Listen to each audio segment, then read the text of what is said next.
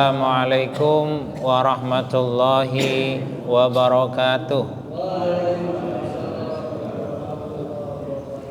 Alhamdulillahi rabbil alamin, wassalatu wassalamu ala asyrafil anbiya'i wal mursalin wa ala alihi wa ashabihi wa man tabi'u bi ihsanin ila yaumiddin. Wa qala subhanaka la ilma lana illa ma 'allamtana innaka antal alimul hakim. Rabbi shrah li sadri wa yassir li amri wahlul 'uqdatam min lisani yafqahu qauli. Bapak dan Ibu sekalian, wabil khusus ketakmiran Masjid Ar-Rahman, Imam Masjid Ar-Rahman yang saya hormati.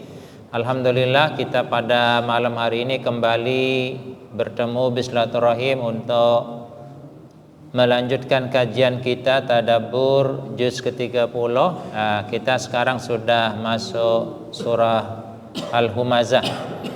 Kita berharap apa yang kita lakukan pada malam hari ini akan menambah ilmu kita, akan menambah kualitas ibadah kita, dan tentunya kita berharap agar kita menjadi ahlul Quran. Amin ya rabbal alamin. Selawat dan salam mari kita sama-sama haturkan kepada junjungan Nabi Agung Muhammad sallallahu alaihi wasallam, kepada para keluarga, sahabat serta seluruh pengikutnya termasuk kita di dalamnya.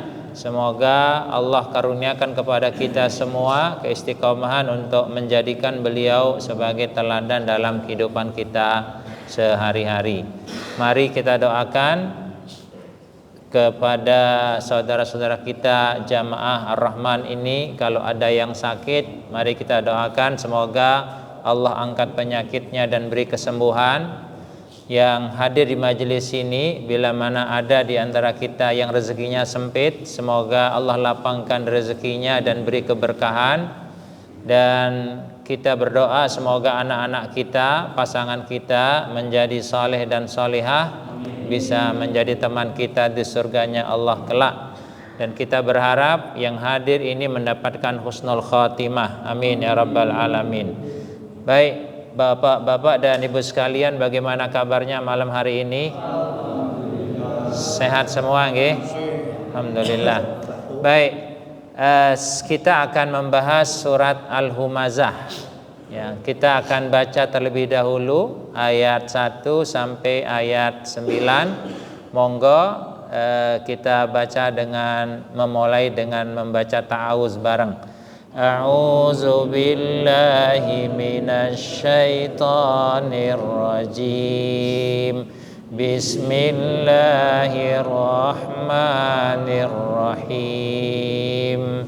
Wailul likulli humazatil lumazah alladzi jama'a malan wa 'addadah yahsabu anna malahu akhladah kalla layumbadhanna fil khutamah wa ma adraka mal khutamah narullahil muqadah allati tattali'u 'alal af'idah innaha 'alaihim muqsadah fi 'amadim mumaddadah.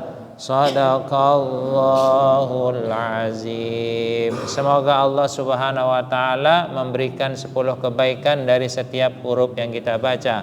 Amin ya rabbal alamin. Baik bapak-bapak dan ibu-ibu, ada yang sudah tahu tarjamahnya? Belum? Ini bicara tentang apa? Bicara tentang kehidupan kita sekarang. Ya, bicara tentang apa? Kehidupan kita sekarang. Ya, apalagi tahun politik. Ya, banyak di media massa ya berkeliaran yang hoak, yang pakai akun palsu dan seterusnya. Ini gambaran yang akan kita pelajari pada malam hari ini. Oke, siapa yang mau membaca putus-putus? Atau saya langsung baca nggih, putus-putus. Wailun li kulli humazatin lumazah alladzi jama'a malan wa addadahu yahsabu anna malahu akhladahu kalla la yumbadhanna fi al-hutamah wa ma adraka ma al-hutamah naru Allahi al-muqadah allati tattali'u ala al-afidah inna ha ala him muqsadah fi amadin mumaddadah. Jadi ayat 1 wail itu artinya celaka atau neraka wail, boleh pilih salah satu, intinya menakutkan. Li bagi kulli setiap, humazah itu umpatan, umpatan itu ucapan, hamazati syaitan dorongan untuk mengumpat, lumazah itu celaan. Jadi neraka wail atau celaka bagi setiap, ya, humazatin, setiap umpatan dan setiap apa tadi? Celaan, bentuk ucapan dan bentuk perbuatan. Ya, kita sering tapi tidak kerasa umpatan dan celaan itu. Ya, kira-kira nadanya menghina atau memuji? Nadanya menghina. Ya, ngomong kalau kita biasa umum ya, cebong misalkan ya. Apalagi kadrun, itu adalah bagian dari umpatan dan hinaan. Jadi akan mendapatkan apa? Neraka wail atau celaka dia. Jadi jangan membiasakan untuk menyebut sesuatu yang isinya itu menghina orang lain, ya, yang membenci orang lain, faktornya itu. Ya. Ada pembelajaran menarik Bapak dan Ibu, ya. Ada sebuah dialog sederhana di dunia pendidikan. Ada seorang guru memerintahkan kepada anak muridnya, "Hai anak murid, ya, berapa orang yang kalian benci? Ya, wujudkan itu dengan membawa mangga. Jadi kalau kamu benci satu orang, bawa mangga satu. Kalau benci dua orang, bawa mangga dua." Pikiran anak murid dengan banyak membawa mangga, ya, besok di sekolah rujakan. Jadi ada yang bawa 2, ada yang bawa 5, ada yang bawa 10. Nah, besok harinya benar, ya, bawa ada 5, ada 10, ada 3, ada 1. Nah, terus gurunya menyatakan kepada murid, ya, "Hai anak-anak murid, tolong ikat mangga yang kamu bawa di punggungmu, ya, jangan dilepas, ya, dalam 1 minggu." Jadi kalau sekolah mesti bawa mangga sejumlah yang dia bawa tadi. Nah, ternyata semakin lama mangga semakin busuk, gitu loh. Ya, kira-kira mangga busuk bau enggak? Nah, yang paling baunya amat menyengat yang punya paling banyak. Itulah gambaran orang yang membenci. Jadi kalau kita membenci semakin banyak orang, maka dampaknya itu semakin negatif ke dalam diri kita. Paham nggih? Jadi itu perumpamaan. Jadi jangan sampai kita ini memelihara kebencian kepada orang lain. Karena kebencian itu adalah sebuah keburukan. Lama-lama jadi bosok sehingga orang menjadi sakit jiwa pada akhirnya nanti. Ya. Jadi mulai sekarang ayat ini memberikan pengajaran kepada kita agar kita tidak memelihara kebencian, sehingga kita tidak akan mengumpat, tidak akan mencela orang lain. Itu yang pertama. Allazi jama'a malan wa addadah. Ya. Yang kedua adalah celaka orang yang mengumpulkan harta wa addadah dan menghitung-hitungnya. Saya punya perumpamaan Bapak dan Ibu, ya. Bapak dan Ibu pernah parkir? Pernah nggih? Pernah parkir, kendaraannya dijaga oleh tukang parkir. Kalau panas dikasih peneduh, kalau hujan juga demikian. Kalau ada orang yang mau maling motor kita, dijaga oleh si tukang parkir. Setelah itu bayar berapa? 2.000 atau 3.000. Ya, kenapa kita bayar? Karena motor kita dijaga oleh tukang parkir selama sekian jam. Bagaimana kita dengan Tuhan?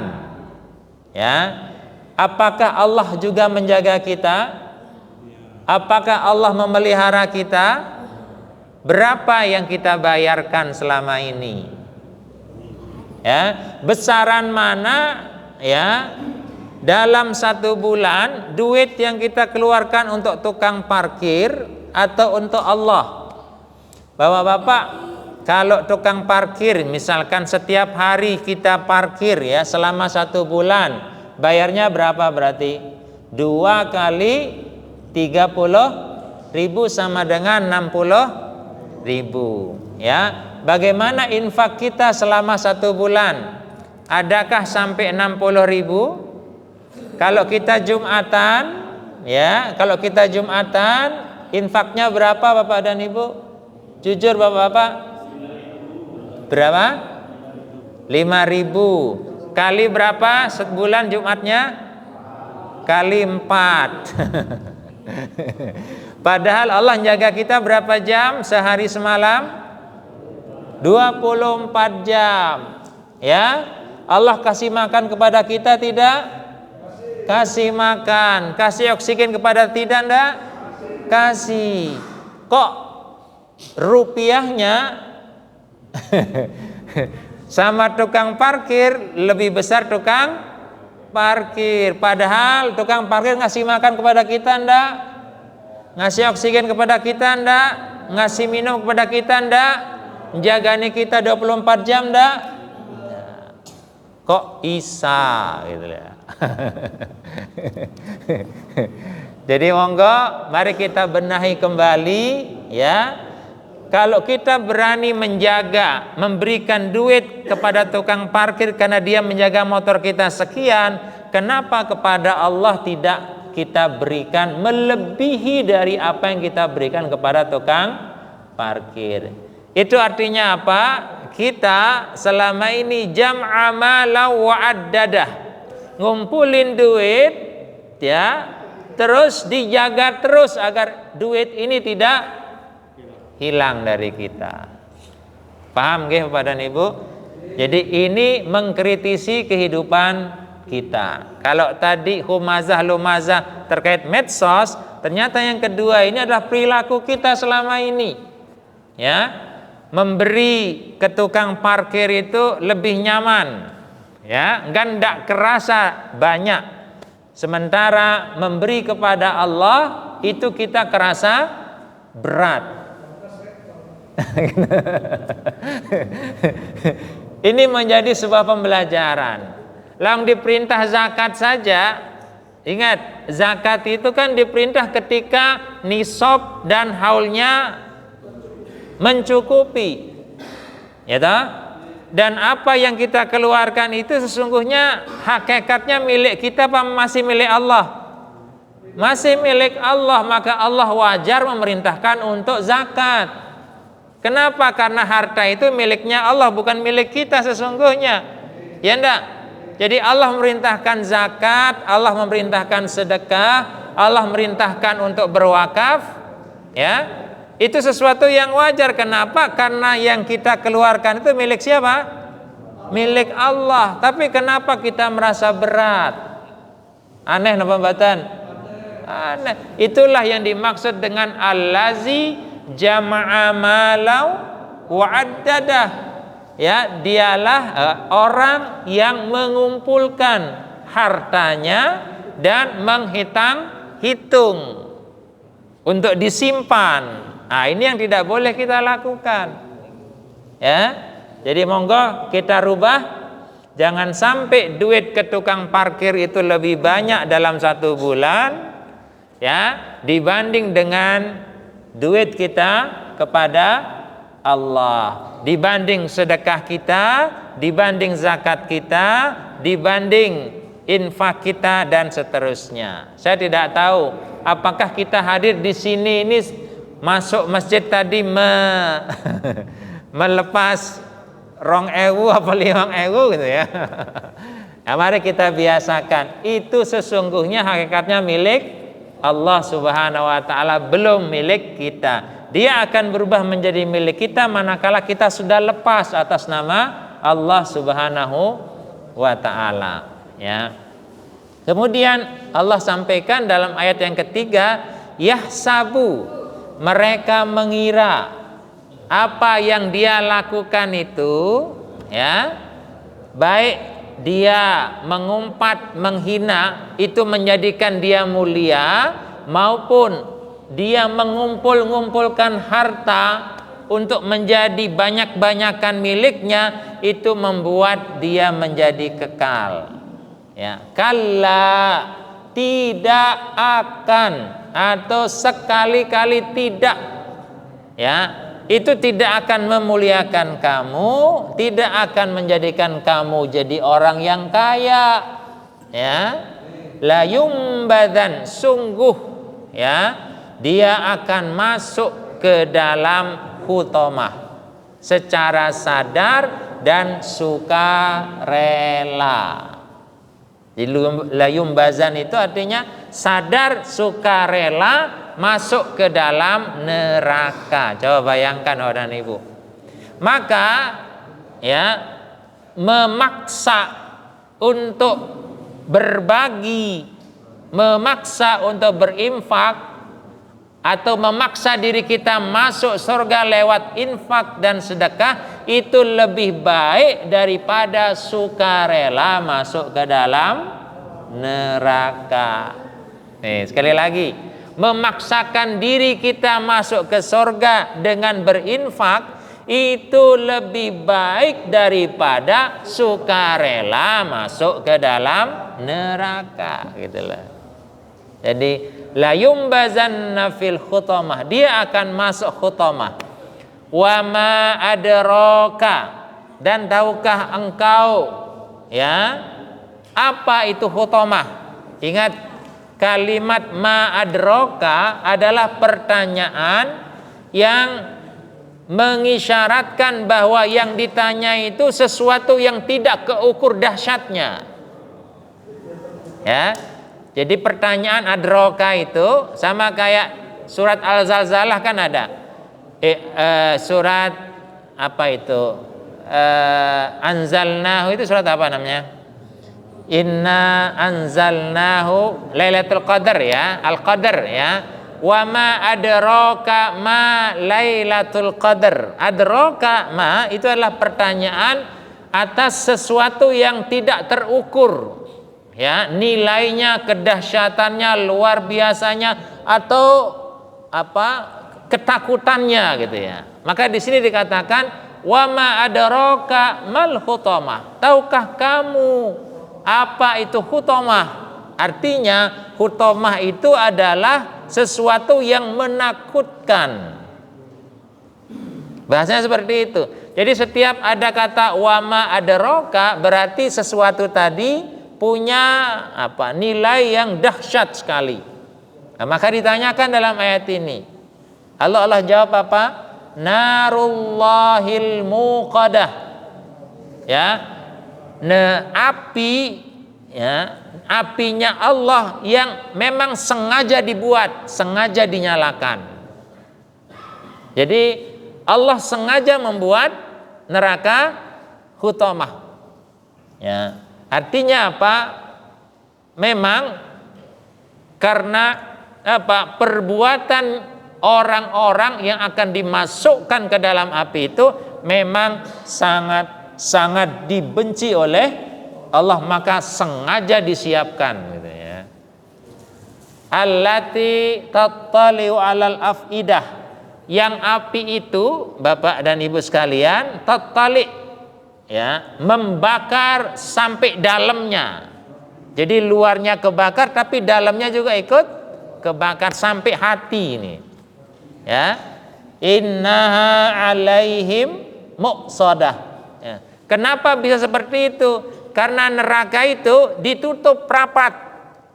Jadi Bapak dan Ibu, teorinya kalau kita masak sesuatu ditutup, maka semua panasnya itu tidak akan keluar. Ya. Jadi panasnya itu juga menyiksa gitu loh. Jadi sudah dari api, ya toh, kemudian ditutup, ya. Jadi panasnya itu rata. Itu gambarannya Bapak dan Ibu. Ya. Jadi innaha 'alaihim muqsadah fi 'amadim mumaddadah. Ya. Selain itu posisinya itu terikat.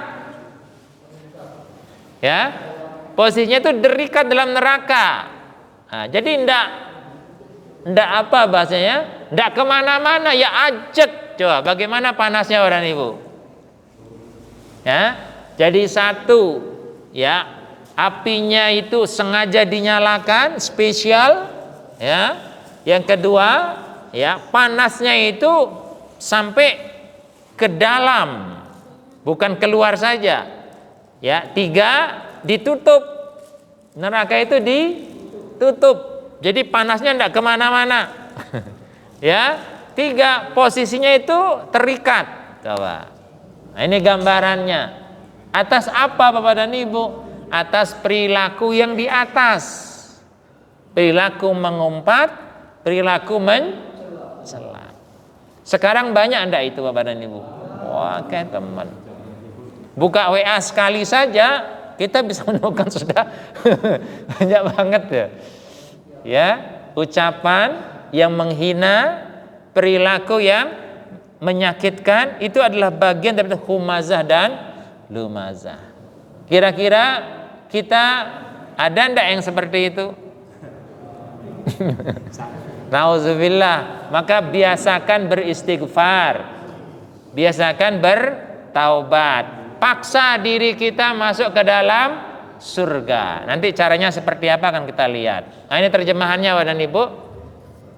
Kecelakaanlah bagi setiap pengumpat dan pencela yang mengumpulkan harta dan menghitung-hitungnya dan mengira bahwa hartanya itu dapat mengekalkannya. Sekali-kali tidak, sesungguhnya dia benar-benar akan dilemparkan ke dalam hutamah. Dan tahukah kamu apakah hutamah itu? Yaitu api yang disediakan Allah, yang dinyalakan, yang membakar sampai ke hati. Sesungguhnya api itu ditutup rapat atas mereka, sedang mereka itu diikat pada tiang-tiang yang panjang. Nah, ini tarjamahnya hampir sama.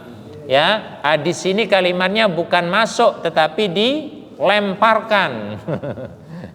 Ya, bukan masuk tapi dilemparkan, sama saja intinya. Ada kesadaran dia atau dia tidak akan bisa menolak karena posisi atas perbuatannya itu menghantarkan dia untuk masuk ke dalam hutamah. Ini sebab nuzulnya terhadap orang Quraisy namanya Walid bin Mughirah, Umayyah bin Khalaf, As bin Wail. Semua ini adalah orang-orang yang memang menyakiti Rasul Shallallahu Alaihi Wasallam. Maka turunlah surat ini untuk memberikan peringatan kepada orang-orang lain. Baik, pelajarannya apa Bapak dan Ibu? Yang pertama, ini bagian pertama ini, ancaman terhadap perilaku menghina, menggunjing dan menjatuhkan martabat orang lain.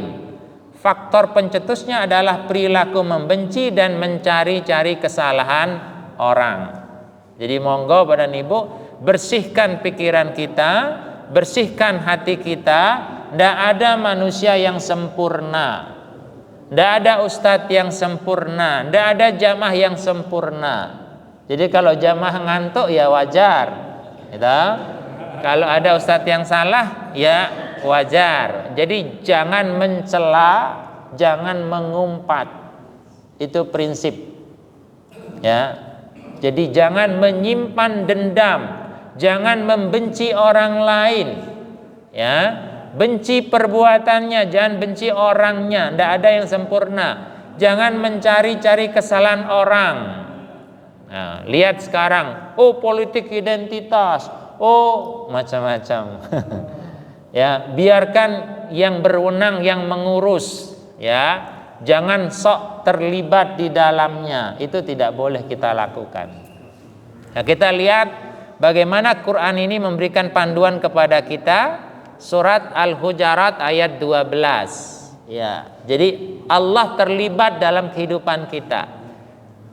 A'udzubillahi minasyaitonirrajim. Ya ayyuhalladzina amanu ijtanibu katsiran minadh-dhann inna ba'dadh-dhanni itsmu wa la tajassasu wa la yaktab ba'dukum ba'dha ayuhibbu ahadukum ayyakula lahma akhi maita fakarihtumu.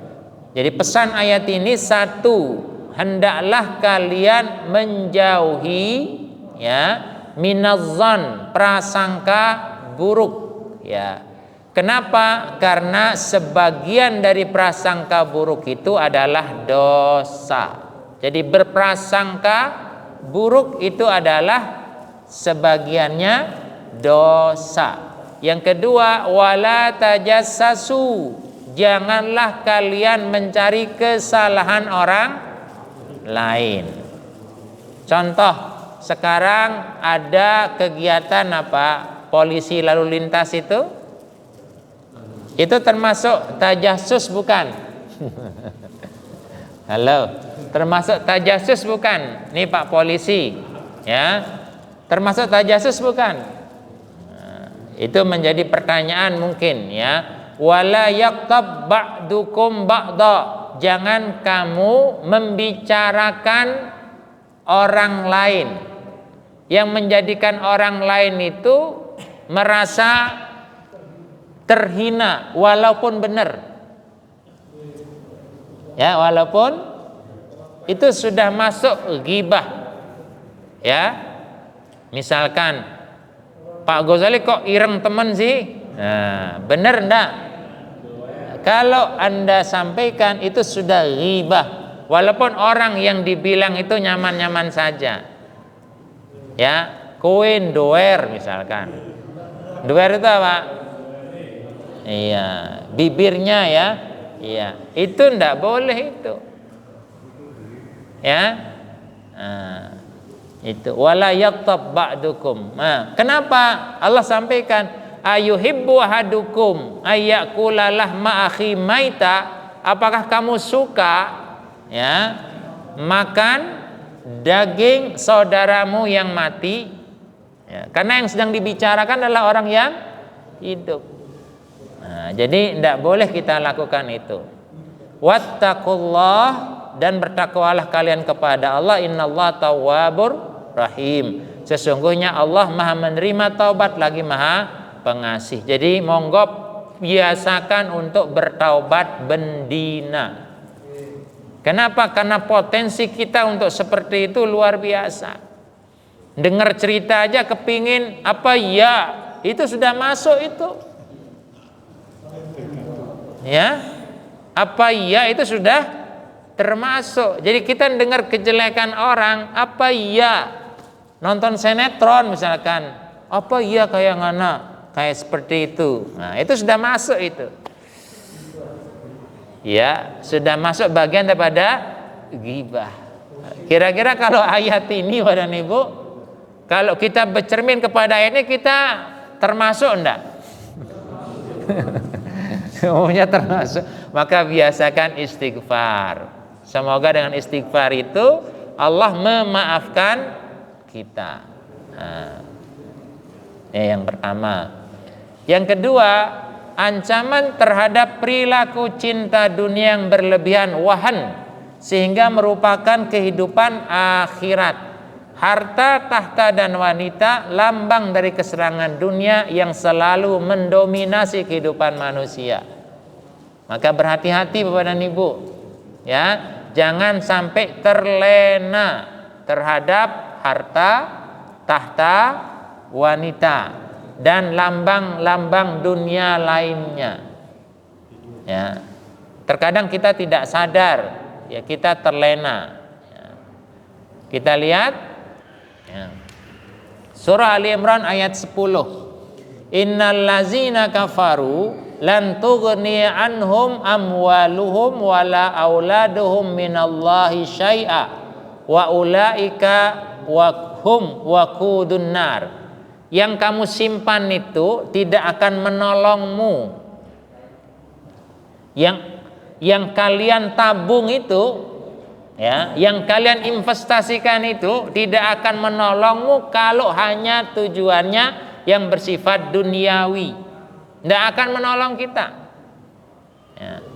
Jadi innal ladzina kafaru, orang yang kufur itu apa artinya? Menutup diri untuk mengakui bahwa itu adalah nikmat Allah, ya.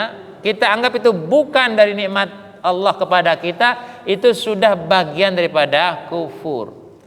Kita agak bebeh ngeluarin duit, ya, dalam batin kita ini wekku, ya, itu sudah bagian daripada kekufuran itu sendiri. Yang namanya atu zakah, Bapak dan Ibu, atayatu itulah memberi dengan penuh cinta kasih. Wa atu zakah berarti zakat yang kita keluarkan itu adalah sesuatu yang menjadi bagian dari cinta kasih kita kepada orang lain. Jadi kalau ada ngeluarin zakat, terlalu hitung, terlalu abot gitu ya, itu bukan atu zakah namanya. Jadi atu zakah itu memberi dengan penuh cinta kasih. Nah, bagaimana dengan kita selama ini ketika kita mengeluarkan zakat? Kalau masih agak berat, berarti hakikat atu zakah belum kita lakukan. Maka ayo kita perbaiki. Ya. Jadi dalam ayat ini disampaikan bahwa harta benda anak-anak perusahaan kita, ya, anak-anak biologis kita itu tidak akan dapat menjadi penolak, ya, menjadi penyeimbang dari siksa Allah Subhanahu wa taala, ya. Dan mereka itu adalah bahan bakar api neraka. Jadi kalau kita punya banyak anak biologis, banyak anak perusahaan banyak, kalau kita tidak manfaatkan untuk kepentingan akhirat kita, justru itu yang menjadikan siksaan kita menjadi lebih berat. Kalau kita punya tabungan, ya, tidak kita maksimalkan, tidak kita manfaatkan sebagiannya untuk kegiatan-kegiatan sabilillah, justru angka-angka itu yang akan menjadikan siksaan kita menjadi lebih berat. Jadi kalau kita bangga dengan kepemilikan kita, ya bangga juga untuk memberi dalam rangka persiapan kehidupan akhirat kita. Nah, ini pelajarannya, ya, karena kalau tidak seperti itu, dia menjadi bahan bakar yang akan menyiksa kita. Kita lihat hadis Bukhari bagaimana manusia itu tidak pernah puas, ya. Lau anna libni adama wadiyan min zahabin habba ayakuna lahu wadiyani. Jadi kalau anak Adam itu punya satu lembah emas, tentu dia menginginkan dua lembah berikutnya dan seterusnya, tidak ada pernah kata puas. Nah, jadi caranya bagaimana? Jangan lihat diri kita sendiri, lihatlah orang lain. Itu kita latih Bapak dan Ibu sekalian. Ya, selama ini coba Bapak dan Ibu, mana yang lebih mulia? Yang sering saya sampaikan itu, timbangan apa emas? Timbangan apa emas? Dua-duanya saling punya pengaruh.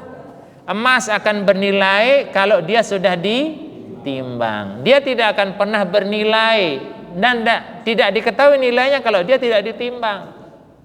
Ya. Ketika emas sudah ditimbang, jangan lupakan timbangan, karena nilai emas itu tergantung pada timbangan.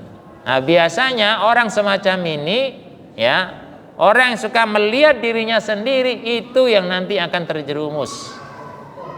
Kita ini hebat karena orang tua kita. Kita ini hebat karena guru kita. Yang pintar itu guru apa anak murid? Dua-duanya pintar gitu loh. Anak murid tidak akan pintar kalau tidak ada gurunya.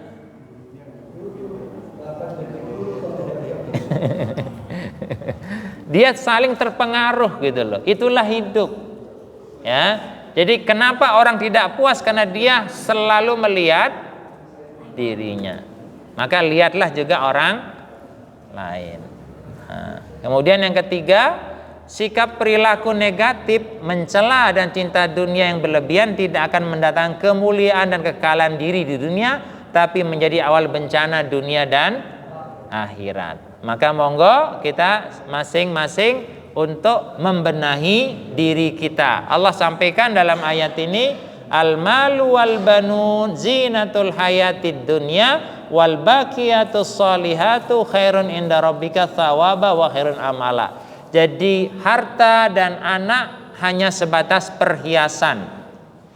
Wal baqiyat dan amalan-amalan, kebajikan-kebajikan yang bisa dilakukan dengan menggunakan harta dan anak tadi, itulah yang akan menjadi teman kita di surganya Allah kelak.